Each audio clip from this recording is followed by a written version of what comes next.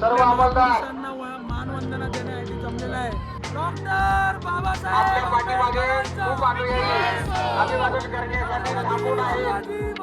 याची काळजी करून आपण पुढे जायचं आहे. या ठिकाणी सेल्फी काढा, तिरंगोळा करा. मित्रांनो, ही सगळी गर्दी बघून मला एकच गोष्ट आठवली. काय माहितीये, निळ्या रक्ताची धमक बघ, स्वाभिमानाची आग आहे. निळ्या रक्ताची धमक बघ, स्वाभिमानाची आग आहे. भिवू नको कोणाच्या बापाला, कारण तू भीमाचा वाघ आहे. जय भीम. तर कसं काय मंडळी, मजेत ना? मजेतच असेल.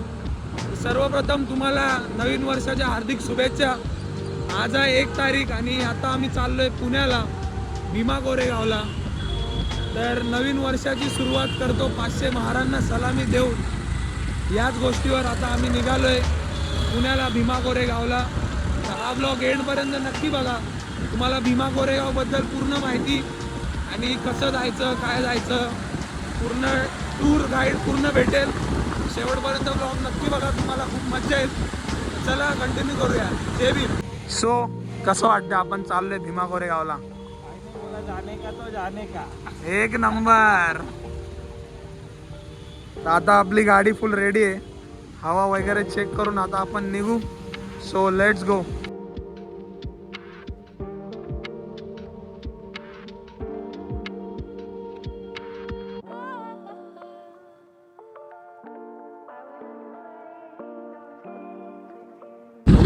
पाऊस जरा जास्त झाल्यामुळे थोडंसं उडी खराब होत होतं, सो मी चेंज करून घेतलंय. तसं तिकडे गेल्यानंतर असं खराब नको व्हायला मला. सो पाऊस कमी व्हायचं नाव नाही घेते. रिमझिम आहेच. पाऊस येऊ किंवा काही येऊ, एकदा ठरवलं जायचं तर जायचं. Let's go.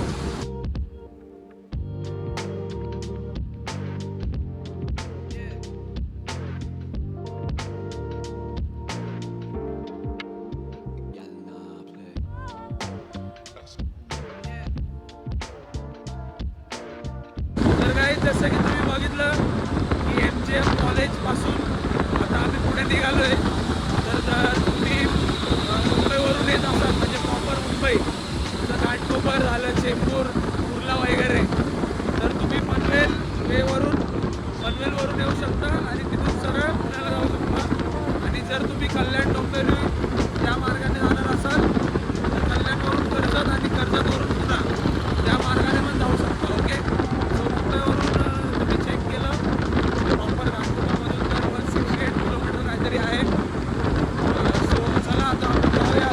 गाईज अशा प्रकारे पावसाने जरा जास्त उसळ घेतली. रिमझिम पडतोच आहे, बंद व्हायचं काय नाव घेत नाही. पण ठीक आहे, पाऊस पण आलाय नवीन वर्षाचं स्वागत करायला आणि महापुरुषांना मानवंदना द्यायला.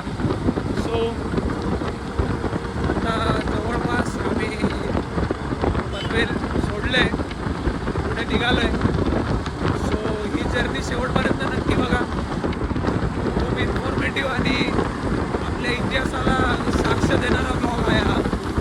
आपला जो इतिहास आहे तो आपल्याला माहिती असला पाहिजे आणि तो इतिहास इतरांपर्यंत पोहोचवता आला पाहिजे. कोणात किती स्ट्रगल आहे बघा भावाचा, आपल्या चष्मा घालून चालवतोय.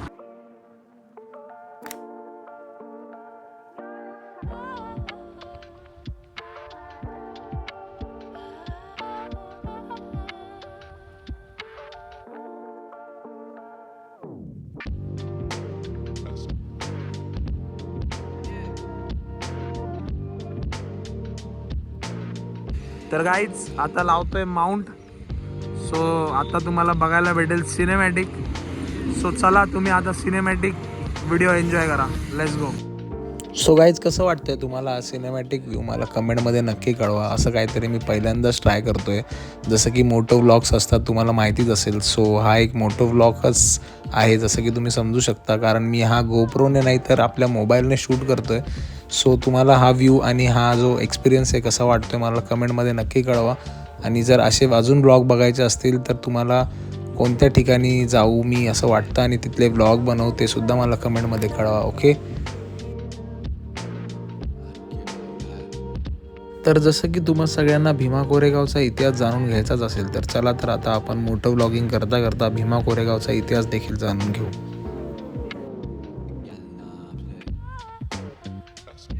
भीमा कोरेगाव हे महाराष्ट्रातील पुणे जिल्ह्यातील ऐतिहासिक गाव असून येथे 1 जानेवारी 1818 रोजी झालेल्या भीमा कोरेगावच्या लढाईस the battle of Bhima Koregaon असे म्हणून देखील ओळखले जाते. ही लढाई ब्रिटिश ईस्ट इंडिया कंपनी आणि पेशवा बाजीराव दुसरा यांच्या सैन्यात झाली.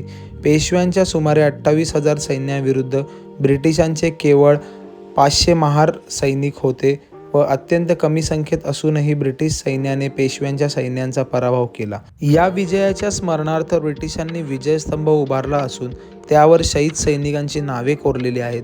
ही लढाई केवळ सैनिकी विजय नव्हे तर सामाजिक समतेचे आणि अन्यायाविरुद्ध संघर्षाचे प्रतीक असे मानले जाते. कारण पेशवाई काळात दलित समाजावर होणाऱ्या अत्याचारांविरुद्ध या लढाईला ऐतिहासिक महत्त्व प्राप्त झाले. डॉक्टर बाबासाहेब आंबेडकर यांनी या लढाईचे महत्त्व अधोरेखित केल्यानंतर भीमा कोरेगाव हे दलित चळवळीचे प्रेरणास्थान बनले. दरवर्षी 1 जानेवारी रोजी देशभरातून लाखो अनुयायी येथे येऊन शहीद सैनिकांना अभिवादन करतात. त्यामुळे भीमा कोरेगावचा इतिहास हा शौर्य, आत्मसन्मान आणि सामाजिक न्यायाचा इतिहास म्हणून ओळखला जातो. तसेच डॉक्टर बाबासाहेब आंबेडकर यांनी भीमा कोरेगावच्या लढाईला जातीय अन्यायाविरुद्ध संघर्षाचे प्रतीक म्हणून मांडले आहे. त्यांच्या विचारांमुळे भीमा कोरेगाव हे दलित समाजाच्या आत्मसन्मान, प्रतिकार आणि स्वाभिमानाचे प्रतीकस्थळ बनले आहे. तसेच आज भीमा कोरेगावची लढाई ही केवळ ब्रिटिशांचा विजय म्हणून नव्हे तर दबलेल्या समाजाने अन्यायाविरुद्ध उभे राहिल्याचा ऐतिहासिक पुरावा म्हणून पाहिली जाते. म्हणूनच दरवर्षी 1 जानेवारी रोजी लाखो लोक इथे येऊन शहीदांना अभिवादन करतात. भीमा कोरेगावचा इतिहास हा शस्त्रांचा नव्हे तर स्वाभिमानाचा विजय आहे असे मी मानतो. कारण ज्या समाजाला कित्येक पिढ्यांपासून इतर समाजाने वाळीत टाकले, त्यांनी त्यांच्या मनाप्रमाणे चालू नये, फिरू नये, वागू नये, खाऊ नये, पिऊ नये असे अनेक बंधनं त्यांच्यावर लादलीत, त्यांच्यावर अन्याय अत्याचार केला, पण तरी देखील त्यांनी त्यांचा स्वाभिमान विकला नाही. त्यांची स्वाभिमानाची लढाई ही चालूच होती व 1 जानेवारी 1818 रोजी त्यांनी स्वतःला सिद्ध करून दाखवलं की आम्ही देखील कोणापेक्षा कमी नाहीत. जर आमचा स्वाभिमान हा जर उफाळून आला तर आम्ही आमच्या स्वाभिमानासाठी लढाई करू शकतो आणि आम्ही ती जिंकू शकतो. कारण की स्वाभिमान हा खूप महत्त्वाचा असतो. जर तुमचा स्वाभिमान तुम्ही विकला तर तुमच्या जीवनाला काहीच अर्थ उरत नाही आणि त्यामुळे ही जी लढाई आहे ही लढाई स्वाभिमानाचं प्रतीक म्हणून ओळखली जाते. तर मित्रांनो, तुम्हाला कसा वाटला भीमा कोरेगावचा इतिहास मला कमेंटमध्ये नक्की कळवा. आणि तुम्हाला या इतिहासाबद्दल अजून माहिती जाणून घ्यायची असेल तरी देखील तुम्ही मला कमेंटमध्ये विचारू शकता किंवा तुम्हाला काही माहिती असेल तर तुम्ही देखील मला कमेंटमध्ये सांगू शकता व आपलं मनोगत व्यक्त करू शकता. ओके. सो आत्ता आपण लोणावळ्याचा घाट चढत आहोत जसं की तुम्ही बघू शकता. आणि खरंच हा खूप एकदम नवीन एक्सपिरियन्स आहे माझ्यासाठी. कारण की मी असं काही पहिल्यांदाच करतो आहे, जसं की मी तुम्हाला मगाशीच बोललो. सो असं नवीन नवीन ट्राय केलं पाहिजे. कारण जेवढं आपण नवीन नवीन स्वतःला एक्सप्लोअर करू किंवा अजून ट्राय करू सो आपल्याला पण अजून नवीन नवीन आयडिया येत जातात आणि आपलं माइंड अजून शार्प बनतं असं मला तरी वाटतं. सो तुम्हाला काय वाटतं मला कमेंटमध्ये नक्की कळवा. आणि माझ्या चॅनलला अजून सबस्क्राईब केलं नसेल तर सबस्क्राईब नक्की करा. तुम्ही सगळे व्हिडिओ बघता, तुम्हाला खूप छान वाटतं, तुमचा प्रतिसाद माझ्यापर्यंत येतो, पण तुम्ही सबस्क्राईब नाही करत. सो प्लीज माझ्या चॅनलला सबस्क्राईब करा. तुमचा सपोर्ट माझ्यासाठी खूप महत्त्वाचा आहे. सो सगळ्यांनी जेवढे व्हिडिओ बघतात सगळ्यांनी माझ्या चॅनलला सबस्क्राईब करा आणि मला असा सपोर्ट आणि प्रेम द्या.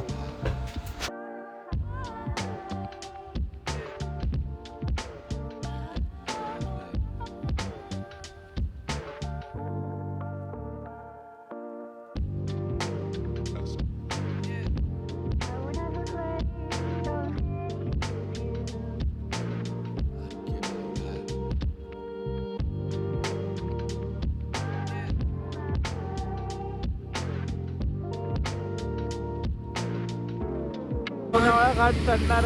लोणावळा घाट या रस्त्याचा शोध घेणारे शिंगरोबा यांचं हे देऊळ आहे लोणावळा घाटात. हा रस्ता ज्यांनी शोधला आहे त्यांचं हे देऊळ आहे. आणि निसर्ग बघू शकता तुम्ही किती सुंदर आहे.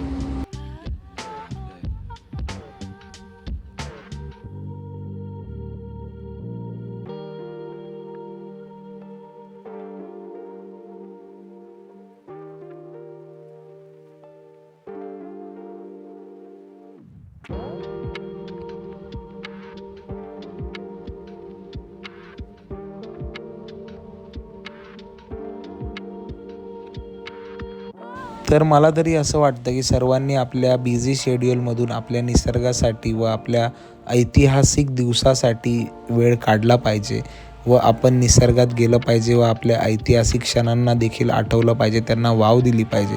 कारण की आपला इतिहास हा आपल्याला माहीत असलाच पाहिजे आणि आपला इतिहास, ते जे बोलतात ना, ज्याला इतिहास माहीत असतो तोच इतिहास घडवू शकतो. म्हणून सर्वांनी आवर्जून आपला इतिहास जाणून घ्या व तो इतरांपर्यंत त्याचा प्रचार व प्रसार करा, जेणेकरून ज्यांना आपला इतिहास माहिती आहे किंवा अजून जाणून घ्यायचा असेल किंवा ज्यांना माहिती देखील नसेल त्यांच्यापर्यंत सुद्धा आपला इतिहास पोचेल व आपल्या इतिहासाचा प्रचार प्रसार होईल.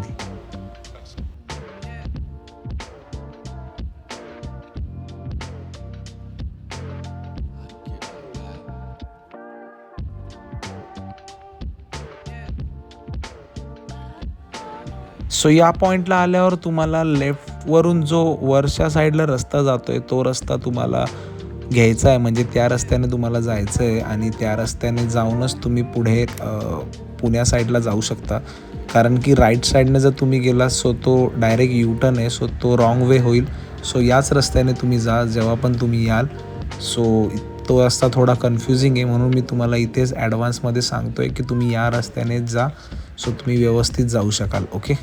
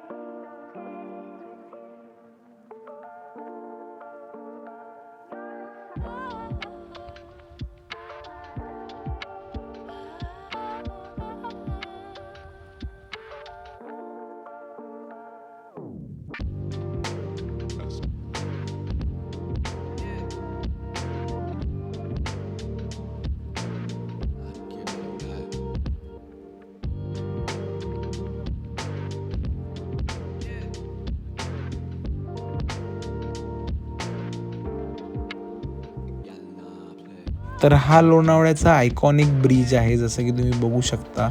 आणि खूप लोक इथे येतात आणि थांबतात सेल्फीज, व्हिडिओज किंवा फोटोज काढण्यासाठी. सो आपण देखील आता थोडा वेळ इथे थांबू, फोटोज व्हिडिओज काढू आणि पुढच्या प्रवासाला सुरुवात करू. ओके.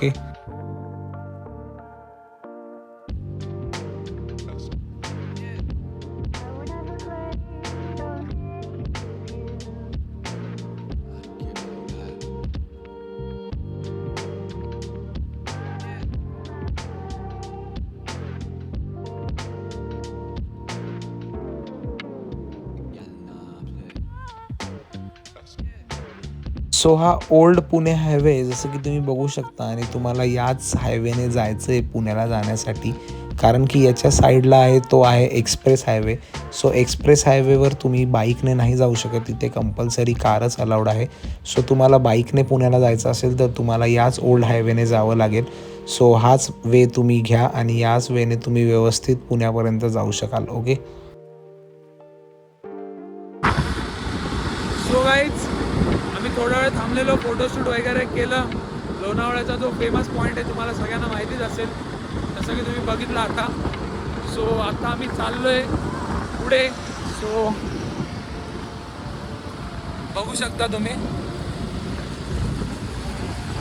आता लोणावळा क्रॉस करून आम्ही आता पुढे जाता थोडं मिसळ खायचं मन झालं आमचं. सो आता आम्ही मिसळ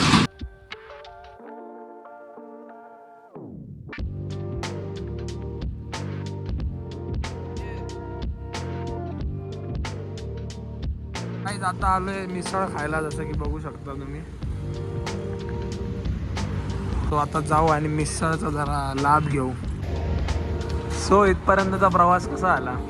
एकदम सुखद आणि निसर्गरम्य असा प्रवास आमचा. आणि आता आम्ही जस्ट नाव इकडे मिसळ खायला आलेलो आहे, श्रावणी मिसळ हाऊस. आता मस्त मिसळ खायचं आणि पुढच्या रस्त्याला लागायचं आहे. आपल्याला भीमा कोरेगावला लवकरात लवकर पोचायचं आहे.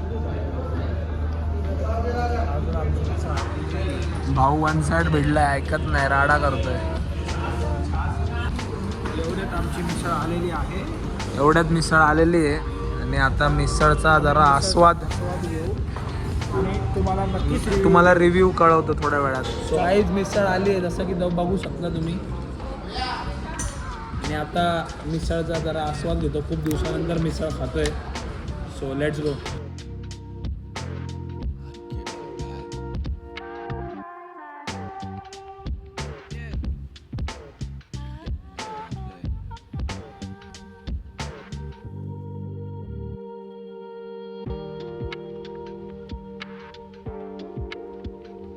की नाही माहीत नाही.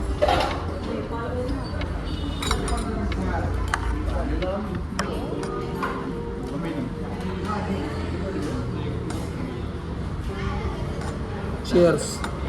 चेअर्स टू मिसळ.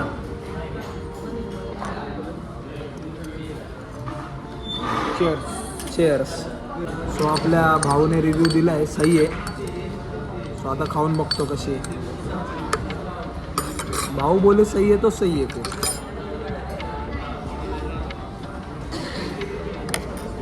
भाऊ बोला भगवान बोला.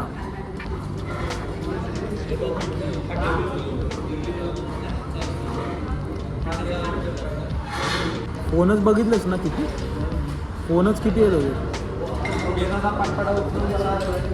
तरी कमी आले. मी सोबत आहे म्हणून का. वेळेवर उचललेत म्हणून. मस्त आहे, एक नंबर.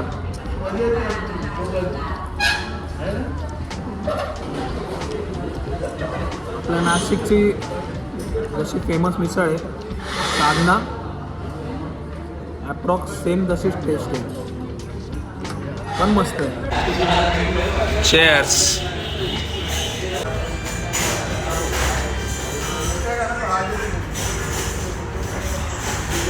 गुड बॉल, चांगले. सो आता मिसळ खाऊन निघालोय, पुढचं प्रस्थान करू आता आणि लवकरच भीमा कोरेगावला भेटू आपण. Let's go. सो गाईज, पुण्यात सगळ्यात जास्त चांगली मला कोणती गोष्ट वाटते तर पुण्यातले रस्ते. खरंच खूप सुंदर आणि खूप व्यवस्थित मेंटेन केलेले आहेत पुण्यातले रस्ते, जसं की तुम्ही बघू शकता.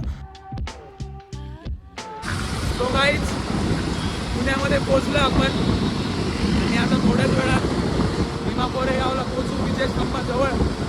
सो कसं वाटतं तुम्हाला ब्लॉग आणि जर्नी मला कमेंटमध्ये नक्की कळवा. आणि असेच ब्लॉग बघण्यासाठी मला सबस्क्राईब करा. भविष्यात तुम्हाला याच्यापेक्षाही जास्त चांगले ब्लॉग देण्याचा पूर्णपणे मी प्रयत्न करेल. सो चला आता आपण जाऊया आणि हा ब्लॉग एंडपर्यंत नक्की बघा. Let's go.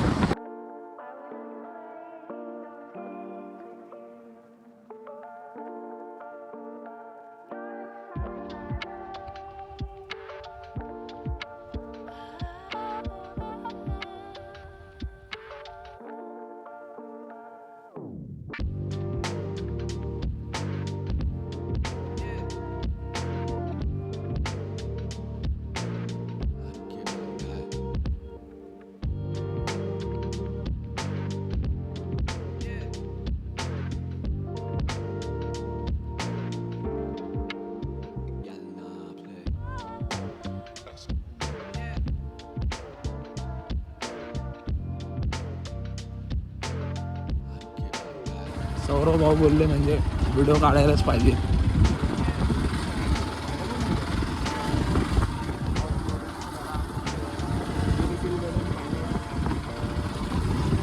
ऑफ रोड बघा काय काय करावं लागतं. ऑफ रोडिंग पण करावी लागते वेळ पडल्यावर. फक्त गाडी तुमच्याकडे एक्सपल्स असली पाहिजे, नाहीतर किंवा Himalayan in short dirt bike असली पाहिजे. ॲडव्हेंचर.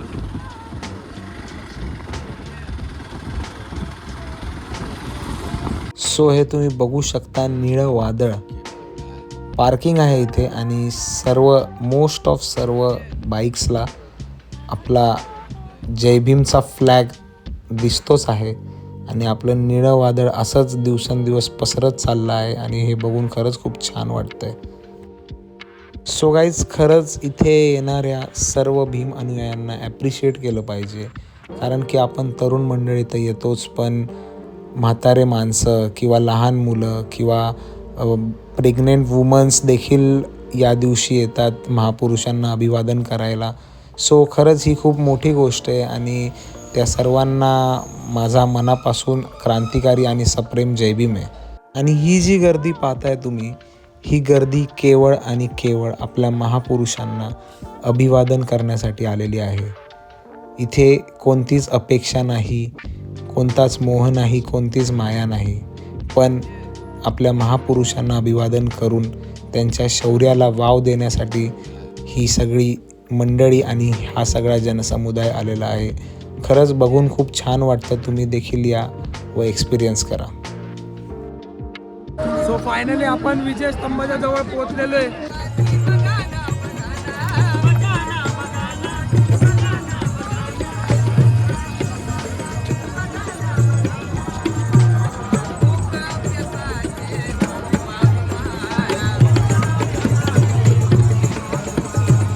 आता आम्ही चेंज करून आलोय, जसं की तुम्ही बघू शकता.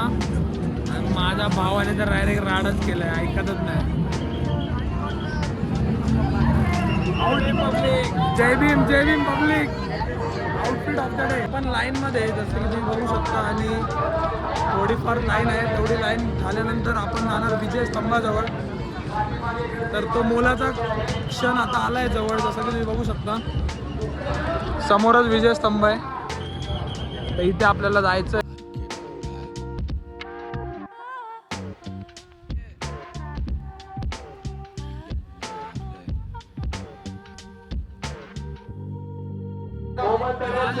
माझ्यामुळे खूप काही सहन करावं लागतंय. बघू शकता तुम्ही, येतलाय तो असं गर्दीत आज आलाय माझ्यामुळे. डॉक्टर बाबासाहेब अभिवादन करण्यासाठी थांबून आहेत. याची काळजी करून आपण पुढे जायचं आहे. या ठिकाणी सेल्फी काढा, तिरंगोळा करत न थांबता पुढे काहीच पोहोचलोय विजय स्तंभाजवळ, जसं की बघू शकता तुम्ही.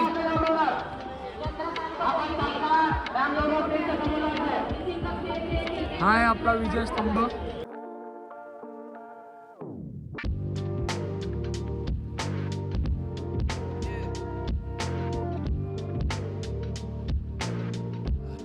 फायनली अभिवादन करून आम्ही आता निघालोय, जसं की तुम्ही बघू शकता. खूप म्हणजे खूप गर्दी आहे आणि खरंच हा अनुभव एकदम वेगळा आहे. तुम्ही सुद्धा इथे येऊन हा अनुभव घेऊ शकता दरवर्षी 1 जानेवारीला. तर सगळ्यांना आव्हान करतो मी, नक्की या. भाऊ पूर्ण वैतागला आहे गर्दीमुळे. वैतागण्याची गोष्ट नाही आहे. समाजाचं फक्त भान एका पर्टिक्युलर दिवसापुरतं मर्यादित नसतो. हा, हे पण बरोबर आहे. 365 दिवस समाजाचा कार्य करणं हे महत्त्वाचं आहे. बरोबर. फायनली अभिवादन करून आता परतीच्या प्रवासाला सुरुवात करतोय आम्ही. आणि गर्दी तर तुम्ही बघितली किती गर्दी आहे, किती जनसागर आहे. तर हा पूर्ण जनसागर फक्त आणि फक्त आपल्या महापुरुषांना मानवंदना देण्यासाठी इथे जमा झालेला आहे. आणि जसं आपला भाऊ बोलला की 1 दिवसासाठी समाजकार्य कधीच करू नये. जर करायचं आहे तर 365 दिवस आहे तुमच्याकडे, त्याच्यातून तुम्हाला जेवढा टाईम मिळेल तेवढं तुम्ही समाजकार्य करा. ओके. खूप म्हणजे खूप जास्त अनएक्सपेक्टेड एवढा जनसागर आहे आणि एवढं मोठं निळं वादळ आहे आपलं. पण खंत एकच वाटते की एवढं मोठं आपलं निळं वादळ असून, एवढा मोठा आपला जनसमुदाय असून पण आपण आज पण एक होत नाही. जर आपण एक झालो तर अशी कोणतीच शक्ती नाही जी आपल्याला संपवू शकेल. आपल्याला आता एक व्हायची वेळ आहे. कारण जर भविष्यात या देशाचं राजकारण आपल्याला बदलायचं असेल आणि आपल्याला सत्ताधारी व्हायचं असेल, शासनकर्ती जमात, जसं बाबासाहेबांनी सांगितलेलं, आपल्याला शासनकर्ती जमात व्हायचं आहे आणि ते होण्यासाठी आपल्याला एकजूट व्हावं लागेल. हा जो जेवढा जनसमुदाय, हा जो एका दिवसासाठी जमा झाला आहे, हा जर कायम असा एकत्रित राहिला तर आपण नक्कीच दिल्ली गाठू एक दिवस. ओके, तुम्हाला काय वाटतं मला कमेंटमध्ये सांगा.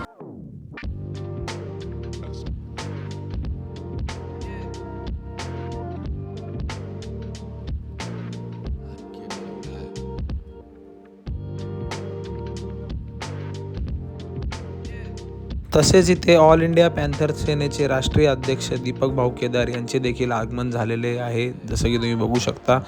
आणि ते सर्व आपल्या अनुयायांना भेटत आहेत. सो हा पण एक खूप चांगला एक मुमेंट आहे. तसेच दीपक भाऊंचे कार्य देखील समाजासाठी खूप चांगले आहे. ते गोरगरिबांना खूप मदत करतात, सपोर्ट करतात आणि अन्यायाविरुद्ध आवाज उचलतात.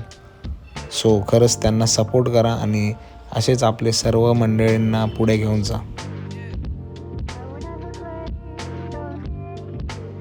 मित्रांनो, ही सगळी गर्दी बघून मला एकच गोष्ट आठवली.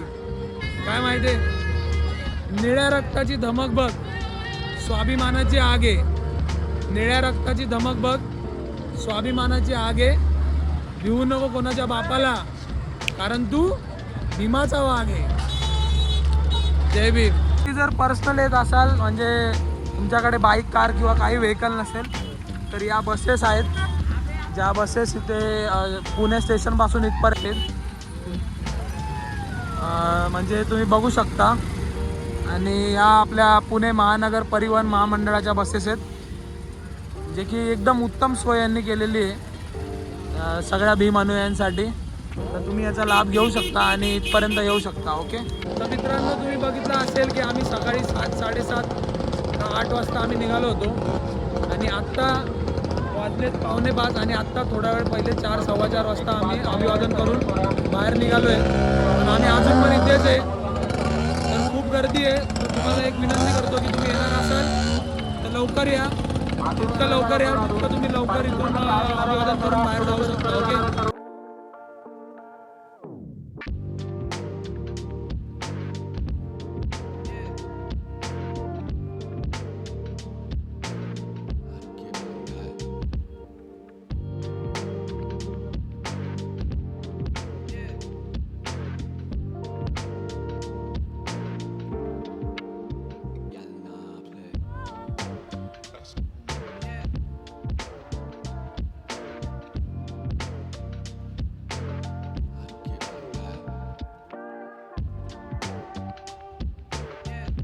तर गाईज चाललं आता घरी. तुम्ही बघू शकता खूप थंडी आहे, खूप म्हणजे एवढी थंडी आहे की नाशिकची आठवण आली मला. एवढी थंडी आहे बिकॉज मी आता आहे लोणावळ्यामध्ये. एवढी थंडी आहे की मी डायरेक्ट हुडी घालून घेतली. डायरेक्ट सॉरी हुड डोक्यावर घेतलं. सो तुम्हाला आत्तापर्यंत कसं वाटलं हा ब्लॉग मला कमेंटमध्ये दाखव. हे बघा, आणि हा बघा. रात्रीमध्ये देखील तुम्ही बघू शकता हा व्ह्यू किती सुंदर दिसतोय आणि हा अनुभवच वेगळा आहे. खरंच तुम्ही सर्वांनी हा अनुभव घ्या. आणि हा जो तुम्ही बघताय हा लोणावळ्याचा ब्रिज आहे आणि खाली लोणावळा सिटी आहे. सो खरंच खूप वेगळा अनुभव आहे. सगळ्यांनी या आणि असा अनुभव नक्की घ्या जीवनात एकदा तरी.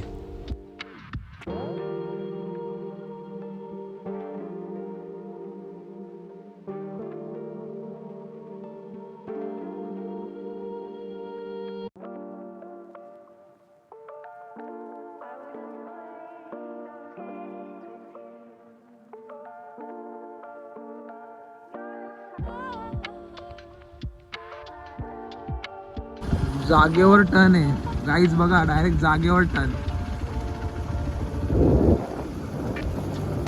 आणि ही लोणावळा सिटी.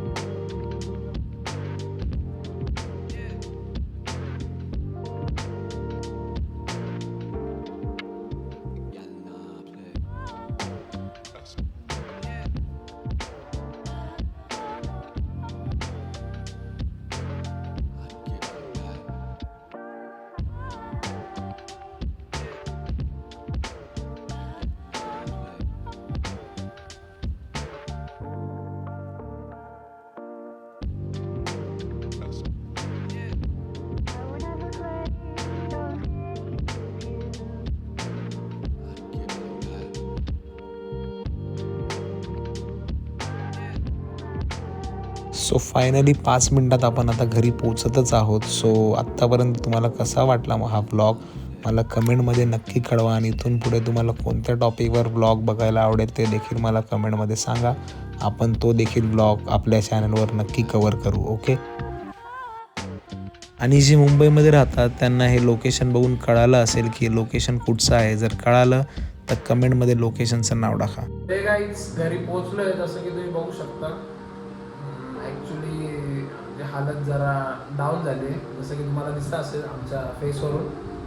तर ॲक्च्युली आता वाजले 12 आणि आम्ही घरी पोहोचलेलो 11:45. पण घरी आल्या आल्या हालत अशी होती की आम्हाला फ्रेश होणं खूप जास्त गरजेचं होतं. सो आम्ही पहिले फ्रेश झालो, त्याच्यानंतर बसलो, थोडा चहा वगैरे पिला आणि आत्ता हा व्हिडिओ बनवतो आहे. सो कसा वाटला तुम्हाला ब्लॉग मला कमेंटमध्ये नक्की कळवा. आणि असेच अजून ब्लॉग बघण्यासाठी माझ्या चॅनलला सबस्क्राईब करा. अजून तुम्ही व्हिडिओ बघता सगळेजण, तुम्हाला माझ्याकडून येते लाईक शेअर कमेंट करता, पण सबस्क्राईब का नाही करा. सबस्क्राईब करा.